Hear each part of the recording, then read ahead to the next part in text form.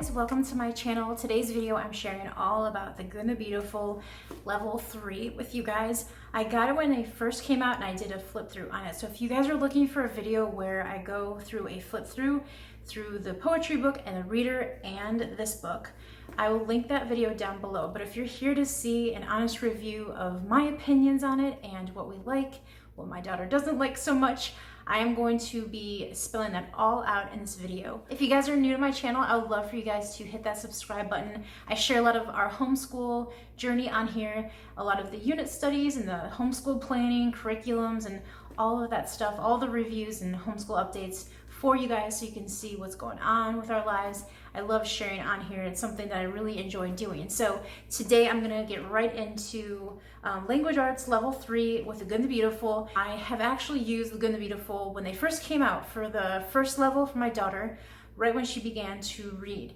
And we went through it pretty slowly. I did a whole video on that if you want to check that out, but that is the first edition, just to be aware of that. It's not the new edition. So there's lots of things in there that I would have liked to see change.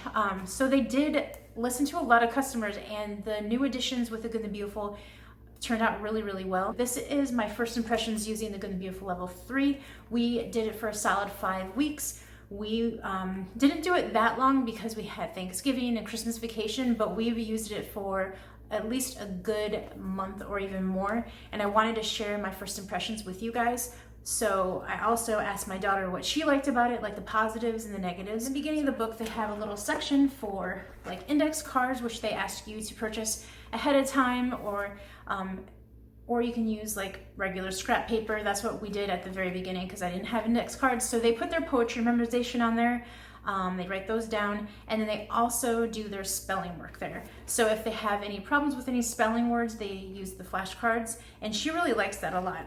I do encourage you to just read the beginning about this course, the commonly asked questions and all of that, because it's very, very helpful, especially if you're new to using this, or even like myself, I've used it before. They've changed a lot, so definitely read the beginning. They talk about how the edition differs from the ones in the past that you've used, the ones beforehand, and then they talk about the course and how it's all broken down and how to use it. And it's very flexible. If you need to do one lesson within 2 days, you can, or you can do one lesson in 1 day. They said if you have like a 4-day school week, that you could probably finish it within the year, no problem.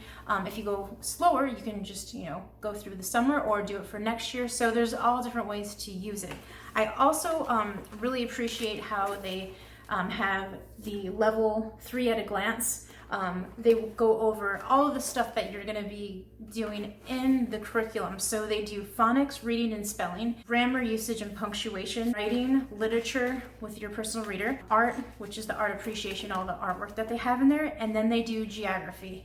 Now, we do not do all of the geography. I just usually have her do some of it when we're not doing Story of the World, but for the most part, we've been using Story of the World history, and that really goes over a lot of the map work and the countries that we're learning about. But if you're looking for a language arts program that also encompasses art study and geography, this is definitely a really, really well-rounded curriculum. That is the thing that is really good about this curriculum. If you want to just do all of this would pretty much be a lot of your schoolwork, and then you choose like a math program and some history, you're good to go, in science. I forgot about science. But I wanted to share with you guys first, before I even go into their lessons, what my daughter likes about the lessons and what she doesn't like about the lessons, because I know that's why you're here to watch that part of the video, and what I like and what I don't like. So there's this section right here. There's like blue, it says have the child complete the course reading assessment in the back of the book, and then I read all of the text in black, and then we go over these little activities in the boxes, and sometimes they have dictation here, which you have to write 1 sentence, or they might have to write 3 sentences, and then we go over it, making sure it's capitalized and the punctuation's correct, and commas are where they need to be put. So that is really good.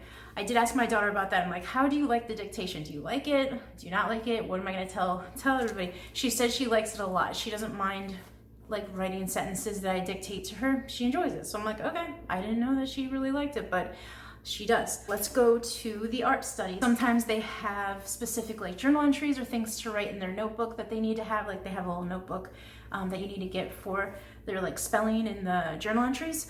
So this is something that sometimes they talk about and they ask questions, and you learn about the artist and where it takes place, and talking about the shades and the colors and stuff like that. Just very interesting stuff. And then they might apply some of the things that they're learning in the lesson, like nouns, like find some nouns in there, find adjectives. I think it is a really clever way of doing it. I think it's wonderful. I think the pictures are so pretty, but she just doesn't like the art studies that much, and you know what, whatever. It is what it is. And they do a very good way of reviewing spelling. They have so many great activities, like with permission of your parent or teacher, write it twice on the window with a dry erase marker.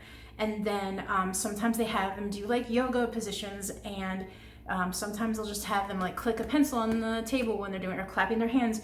Just different things that make it really, really fun. And then here is just like a little worksheet to fill in the sentences. So there is a really large variety of things in their independent worksheets. They go over homophones, they go over punctuation, they go over contractions, whatever they're learning for that lesson that they review.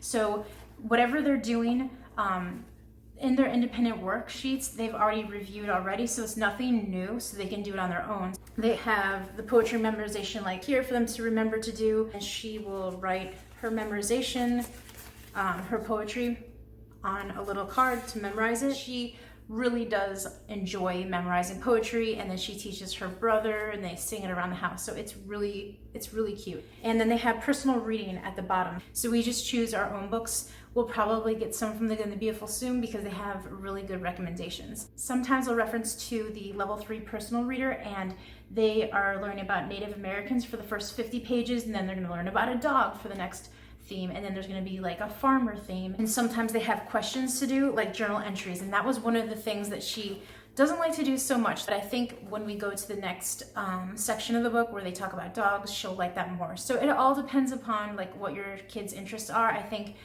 that's a very small component to the whole curriculum. It's a great way for reading comprehension and for copy work, and for her to get her thoughts together. Very, very doable. It's not that difficult. If your kids are having issues writing it down, sometimes I start off the sentence for them when they were younger, or your kids might be experiencing it now. So you can write a few sentences and have them finish it, or if they're really having trouble, you could have them orally do it and tell you out loud, and that's a really good way to do it as well. The positives I want to get into is this one right here. She loves it. This is like a step-by-step drawing activity for Native Americans, and so that's the final artwork that they would be completing, and she loved it. She did such a good job. So she said she wished that there was more throughout the book.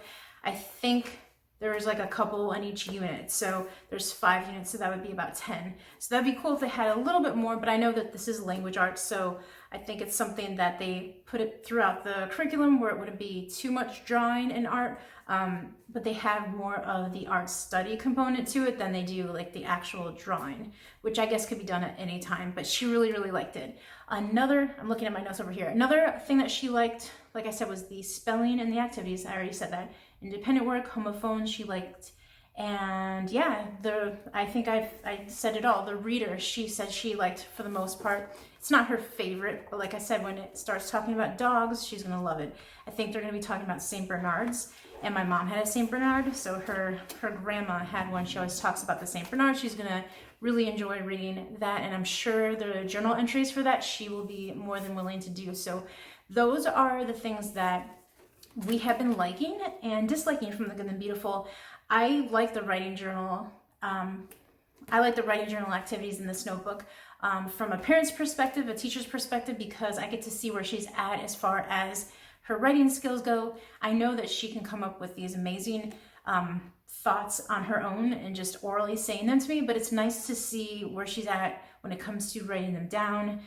If she sticks with like capitalizing things and how neat her handwriting is. I try to make it a point where she does it nicely in her notebook, because, you know, this is what the teacher that's going to do the evaluation at the end of the year is going to look at. But like I said before, if you guys are looking for a flip through where I go through the details of the lessons and the table of contents and everything, go check out the video down below. I have that all there for you, and I would encourage you guys to watch my video to see what the lessons actually look like. If you have any questions, let me know. I hope I made sense in this video and answered some of your questions. I will see you guys in my next video. If you are not subscribed, I would love to have you guys join me at Mama Shmoo's Homeschool Reviews. Have a wonderful day. I will see you guys in my next video. Bye.